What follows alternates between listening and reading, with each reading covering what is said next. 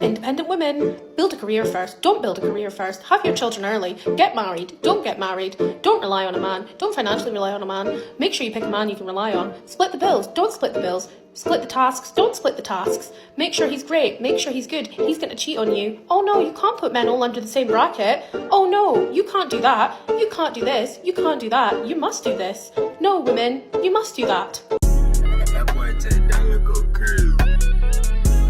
This current modern society that we have, we need way more people understanding what they want to do with their life. Not just listen to people just because, or, oh, you should do this just because. I think the moment people start doing that, the better off they'll be, not only from an individual standpoint, but also for a family standpoint. That's if they choose to have a family. Whether you choose to settle down early or pursue a career, understand this better be what you want. Now, you can always change your mind. Just never get so far into it where you start resenting the fact that you made the wrong choice. And if we're going to keep it a buck, people usually resent their decision based on how things are going. So if they haven't found the right man, and or they're in a relationship with that man, but it's not working out, that's when they start to resent it. Well, I should have just went back to my job. I should have got that career, should have went back to school, and then vice versa. They have that special job that they've always wanted, but it's not that fulfilling, and or there's no growth. They have no time to enjoy life. They may have a decent chunk of change. They might be making good money, but for what? They can't even spend it. They can't even use it. They have no one to enjoy it with. This is why it's very important to understand who you are and what it is that you want. You can't listen to outside influences, only from yourself. And I would say the same thing for choosing a career. Do what you want to do at the end of the day. Regardless of what people say about it, if that's something you know you're going to find fulfillment within, then why not? Life is about happiness. It's about fulfillment. It's about doing things that make life worth living. No one wants to be at a dead-end job. Nobody wants to be in a stuck, dead marriage. So you really need to do what you want to do at the end of the day. And as far as I would say, as soon as you get that feeling like, yeah, this is not for me, or I'm done with this, switch it up immediately. Because if you continue to fester within that, whether it's a relationship and or that job, you're gonna hate yourself. You're gonna dread it. Then you might start getting depressed and or go through like a midlife crisis because you never pivoted when you were supposed to. Let's get into the video. I'm 27, single, haven't had a relationship in like 6 years, quit my job last year. I'm trying to start over at 27, and some days I feel like I have nothing. I think no one talks about how hard it is to not have a partner and not have a thriving career, and like what that's supposed to feel like, and what you're supposed to focus on, and what's supposed to be important. And those things outwardly to society are important, and we don't have them. It's like, what's my purpose? And I really struggle with that sometimes, trying to find it. Like, you know, seeing friends get married, seeing friends get their dream jobs and follow their passions. And whether it's really their passions or not, I have my doubts. But, you know, I don't have dates to my friends' weddings. And sometimes I'm just bored. I want more to do. I want more to happen to me. And dating is really hard right now, especially I live in the New York City area. It just sucks. It's terrible. So, any of my fellow single, figuring my life out gals, pop me a follow. Let's figure this out together. Mwah. Love you.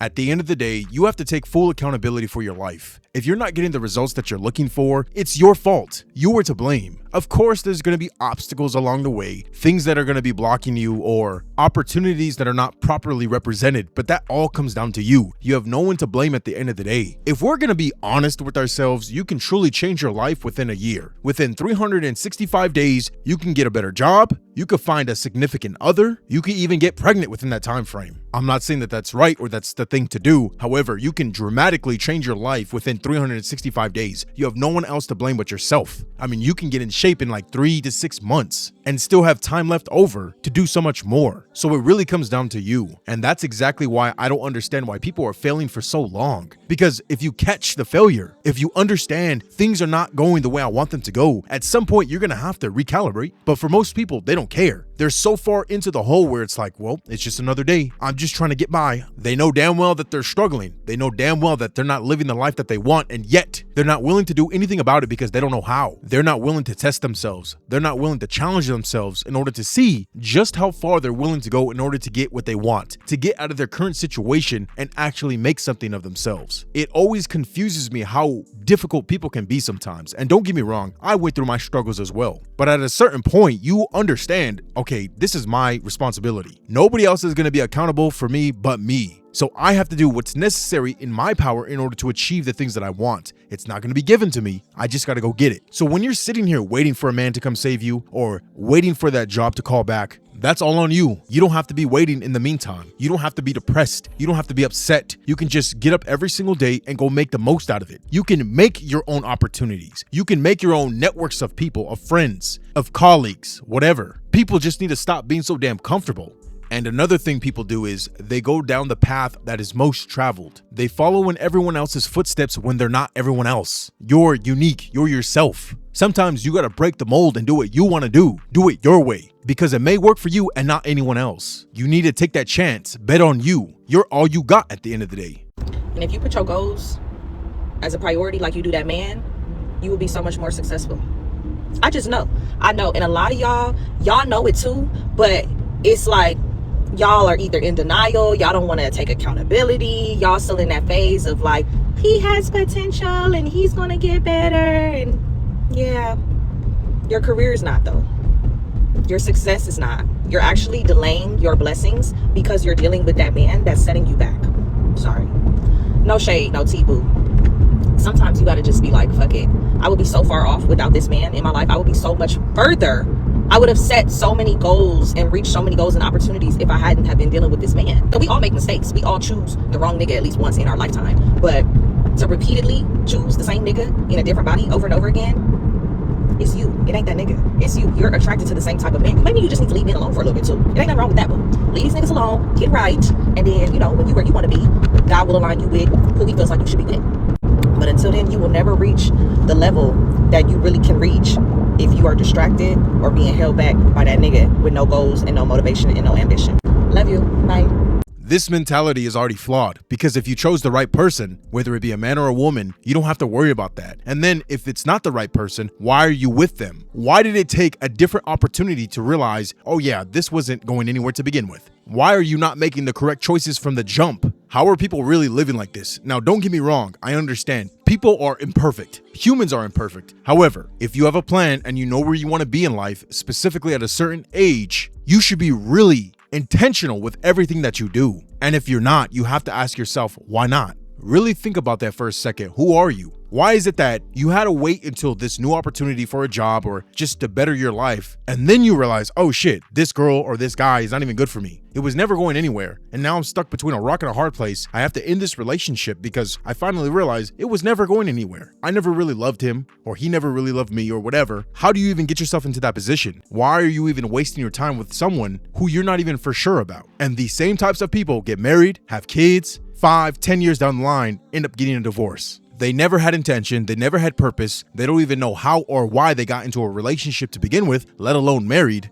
and now they have to restart. And that's exactly how you end up in this situation where you have a midlife crisis, because you were never living your true life, your true intentions. It was all a facade based on what other people expect you to do. Or you're just so blinded, so unintentional, that you just landed yourself in this position because you're only going off feelings, the vibe, how everything felt. It was not based on anything real. That's your fault. I couldn't imagine having this mindset right before you're about to get married or have a child. You're not even certain of this man or woman, and yet you're still gonna go through with it just because. Well, I guess this is part of growing up. Just accepting things that I don't like. No, that's not the reality. That's your reality because you weren't man enough or woman enough to take control of your own life. You just ended up in this situation due to circumstance, due to a vibe, a feeling, nothing real, no intention, no purpose. And look who's gonna have to pay for it. You.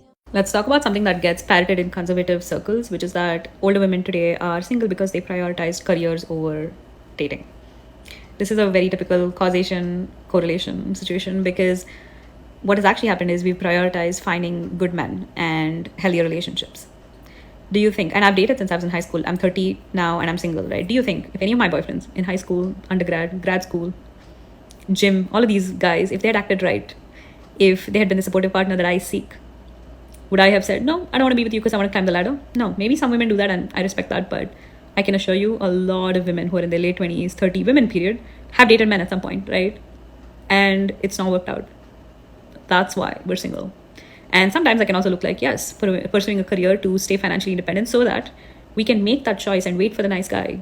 Or, no, wait, whatever. But so that we don't have to marry a random person for money and things like that. So basically, she's just taking all responsibility and accountability away from women, saying that it's all the men's fault. And if men were just better partners, better choices, better options, well, they would want to get married first and possibly become a stay-at-home mom. I truly do not believe that, because if that was the reality, you would make it happen. Are you kidding me? Are you people so weak-minded where you're not going to go after what you want? I think most people don't know what they want. I think most modern women don't know what they want. They don't know if they want to choose a man or a career. The honest answer is just to choose both and to be very intentional and purposeful with both, but they don't want to accept that reality because there's a lot of accountability that's going to have to go into play there. You're going to have to keep yourself accountable not only to that marriage, but as well as that job. It's easier to say, well, just all men are bad. There's no good choices out here. Where have all the good men gone? It's easier to say that than to actually be intentional and purposeful with everything that you're doing. And what are some of these reasons as to why you're leaving these men? You can't say they're all disrespectful or abusive or whatever. You can't say that. That's a damn lie. So what is the real reason why a lot of these women are leaving these men and why they feel like just the pool of men to choose from is terrible, instead of realizing, ma'am, you're unintentional, you're unpurposeful. Men probably can't get along with you. At the end of the day, you continue to choose wrong, and or you're not a good person yourself. You're not a good partner. I'm just built different. And for the people who think like me, we're just different, because I know within one conversation if this woman is even worth my time. And then we'll go down that line, 1 date, 2 date, 3 date, and we'll see how things are going. And as soon as I get attitude, as soon as I get disrespect or no cooperation, then it's over. Plain and simple. You really think I have time like that to waste on you to see what's going on with you? The fact that you can't even emotionally control yourself, or you don't even know what you want and you're trying to make me convince you to want me? No, I'm not doing that. I'm not playing no games here. People really need to have this mindset growing up while they're 18, in their 20s, whatever. Stop messing around. Stop playing with your life. You're only wasting time. And like I said before, if you get this woman pregnant or you let that man get you pregnant, you're down bad. You don't even love him. You don't even want to be with him, and vice versa. You don't even like her like that. She has nothing but disrespect and contempt for you. Why would you get her pregnant? Why would you commit yourself to her? Vice versa. You guys are really playing with your lives and you have no one else to blame but yourself. Would you ever give up your dream job for your dream man? Because that's a decision I just had to make. I'm gonna give you context on both situations. Job that I got was one that I have been wanting for about a year. Through enough determination, a little bit of manifestation, a lot of praying, I finally got the offer. I was so excited. But to complicate things, I started seeing a guy about 4 months ago. This job is about 3,000 miles away from him, so not a great situation. This is my dream job. I've wanted it for about a year. Just graduated with an MBA yesterday. It would be absolutely insane to turn down a dream offer. I knew a little bit about the new guy. He is so patient, so kind, has never done a single thing to make me question how he feels about me, how he feels about us. He's very intentional, puts me first, makes me feel like a priority. As I was going through the recruiting process and starting to feel really great about this company, he actually told me himself that he would never want to make himself a consideration factor, make me give up on my dreams. So how can you not fall in love with someone that says things like that to you constantly? I ended up taking the offer, being no surprise to anyone. This is my dream city, it's my dream company, and literally my dream job. It was super difficult telling him that I had done so because the type of man he is the type of guy I've literally dreamt of my entire life.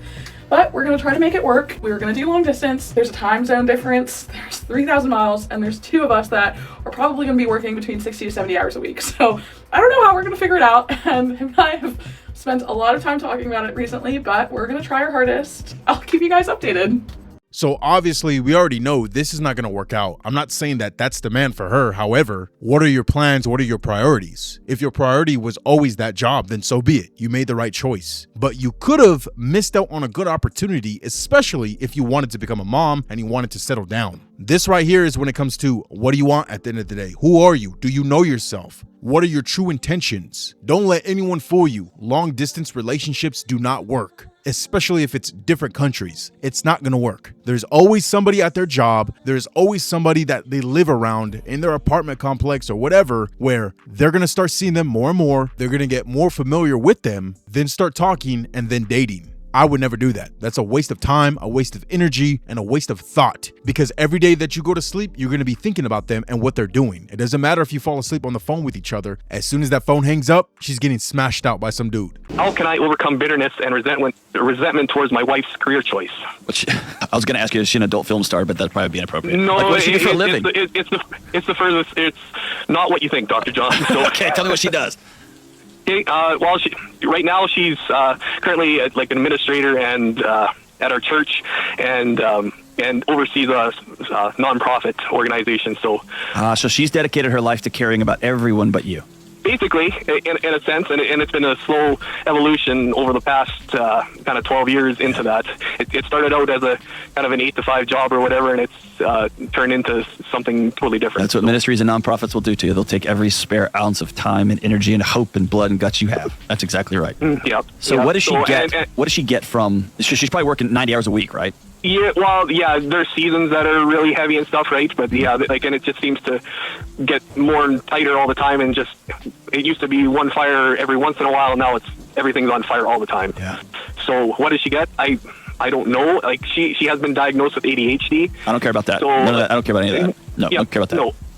What is this workload and this external caring brings her something? Probably fulfillment, I would think, and just purpose, I guess. She loves people, so she loves caring for people, like her, and just trying to help people out, right? So what about you? So what about me? What? What is it about this life that you are resenting and you're bitter about? It's lack of focus on things at home. Mm-hmm. It just seems like every time that there's I say yes and agree to something or whatever to try and help her out, then it just gets put on me forever, kind of thing. And it's even just, we have a daughter as well. And it's just the time that, and I'm self-employed, so I don't have an 8-to-5 job either. So it's trying to be at home for her, get her to school on time. I don't want to do this alone at times either. Why haven't you sat down and told your wife across the table, I miss you, and I'm doing life by myself, and I don't like the life that I'm creating by myself? We've talked about it. Have you talked about that, or have you talked about issues? We've talked about schedule and... Yeah, those are distractions. Yeah. Those are distractions. I miss my wife. I agreed to build something together with you, not to be a personal assistant while you ran off and saved other people's lives. Or we both went all in, all hands on deck. When this job was 8-to-5, now the job's changed. Now we have to reimagine our marriage because a huge part of our life has shifted. And let's just be honest about that shift and call it is what it is.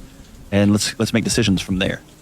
We gotta call a spade here. It's not the ministry, it's not the church, it's just her. She doesn't like this dude no more. She probably never really did to begin with. The fact that he, as a man, can't even get control of his own relationship, of his own marriage, says everything we need to know about this dude. And that's no shade to him. This is just a reality. He clearly doesn't know any better. He clearly lacks masculine frame. That's why she'd rather be around all these other people than him. And I would not be surprised if she's getting smashed out by some dude at that damn church. It doesn't matter what your religion is, what your morals are, your ethics, your creed, your code, whatever. People are always going towards the best option, no matter what, especially when it comes to relationships. That's the saddest part too. You can't really trust anybody. You just have to trust yourself and know who you are and what you're doing is correct. And if they don't want to be with you anymore, so be it. You got to move on. There's nothing you can really do. How can you reconcile something like that? Like adultery? You can't. Or at least you shouldn't, because clearly that person didn't care about you, and the fact that they did it once, they might just do it again. And you have to really ask yourself, why do I keep going back to this person? There shouldn't be any reason. They gave you a reason not to trust them anymore. As far as I'm concerned, that marriage is over. And if you as a man have to go question your wife as to why she doesn't want to be intimate with you anymore, she doesn't want to spend time with you anymore, she's not having conversations with you anymore, she already checked out a long ass time ago. Because if anything, a woman should be coming to you because she sees you as that guy, as that man, as the leader, as her husband. But if she doesn't give a damn about you, what you think, she doesn't care for your respect, she's disrespecting you, oh yeah, she checked out a long time ago and she's already on a new mission. And I wouldn't be surprised if she's spending all this extra time at the church or whatever the hell she was doing, getting bust down by another man. I have to make it very explicit like that because for some of you dudes out there, I gotta drill it into your heads that these women are not sugar and spice and everything nice. It doesn't matter if she's part of the church, she wants to get bust down. She wants a man that can lead her. She wants a man that she can follow, a man that has masculine frame, that's leading you guys, your family, in the right direction. And if you're so lost, so brainless as to what's going on within that relationship, why she's not talking to you, yeah, that reason right there is why she left you, is why she cheated on you. Good luck. Let me know what you guys thought about the topic down below. Very interesting topic. I would love to ask women these questions in real life. I might switch it up on the channel here real soon and go into public and ask these real questions because these things matter. We have to know. It's very important. And are you even asking that guy or girl these questions when you start talking to them? Right before you get into a committed relationship with them? Are you asking them what their purpose is, what they want out of life? Are you more career driven or you want a family more? Which one is it? And you have to let them choose. Don't coax them into telling you what you want to hear. No, you need to let them answer for themselves. And then you can make the proper adjustment in whether or not you should continue to see this person or not. That goes for a man or a woman. This is just one piece of the game when it comes to vetting a man or a woman. If you guys are still here, thank you so much. I really do appreciate it. Make sure to like, comment, and subscribe. I'll see you guys in the next video. Peace.